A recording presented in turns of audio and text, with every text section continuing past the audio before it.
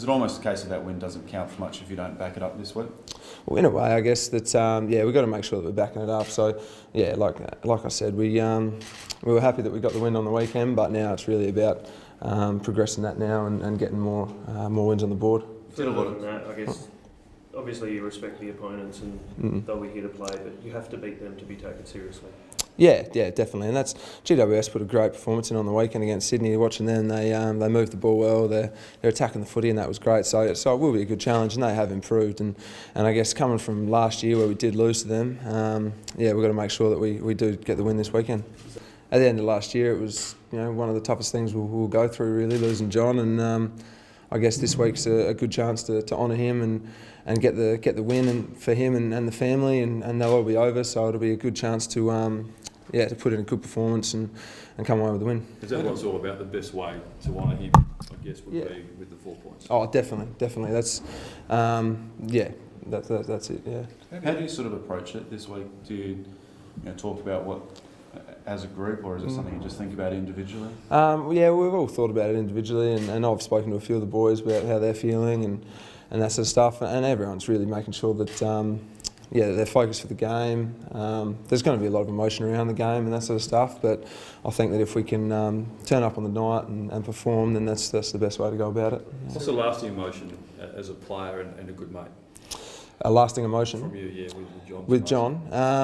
He was just he was a top bloke, and that's and so I just had a lot of good times with him. So there was a lot of fun had with him, and I'll try to remember those times. And but there are obviously times when you get down and stuff like that. But you got to try and remember the good times that you had with him, and because he was a top fella, and one of my best mates. Is one of the players' minds as you run out onto the field of battle?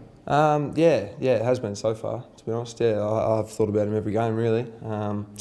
I guess on the weekend we had the black armbands for him, and this week again, the game will be to honour him, I guess. So you do think about him a lot. How do you keep your emotions in check and concentrate on the footy though? Does it actually make you guys play better, or is there a danger you might go overboard? I don't think we've been going overboard with it. I think everyone's been able to keep the emotion in check and have their own personal times where they think about him a fair bit, and but then once we step into the game, we know the way that we want to play now, and we're all pretty focused on that. So we keep the emotion in check. Well, I'm not too sure with Don where he's sitting. I'd say that as soon as he's back 100% fully fit, that he'll be definitely in contention. And then whether he's straight in, I'm not too sure. Kenny sort of came out the other day and said that competition is tough for spots, and the way that Louis Stevenson, Campbell Heath, Jasper Pittard played on those half back line and back pocket line, it will be tough. But I know that Dom, he's been playing well last week.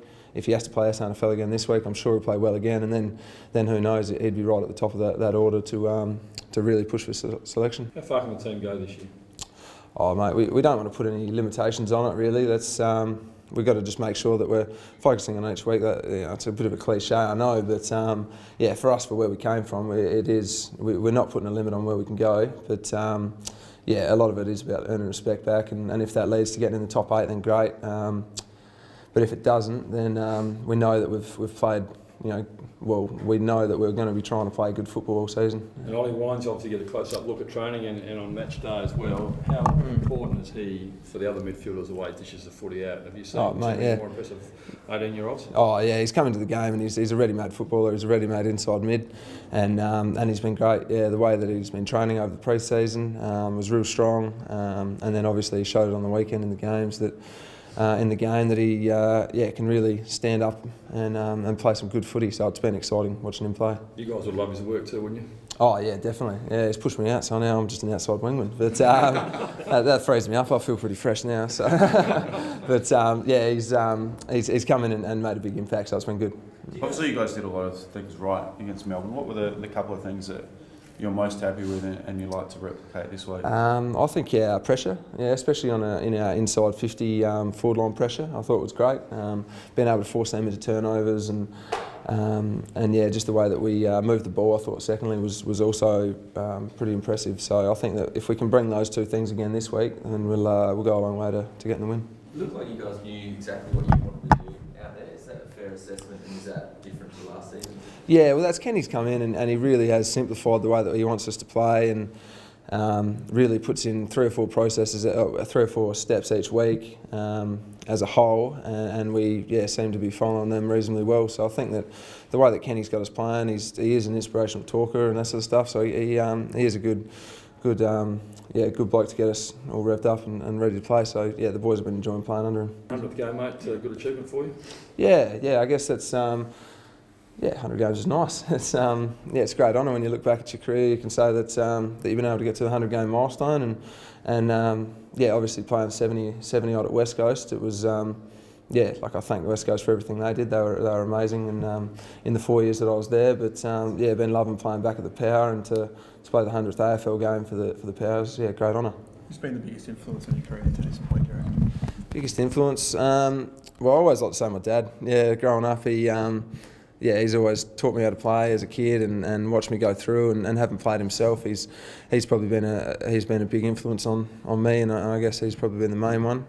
At West Coast, it was with John Worsfold. He was great, and then now that I've been back, I've really enjoyed Josh Carr and Sean Wren. They've been great in helping me out. So yeah, that's been some good mentors and some good coaches over time. Yeah. Well, Brown.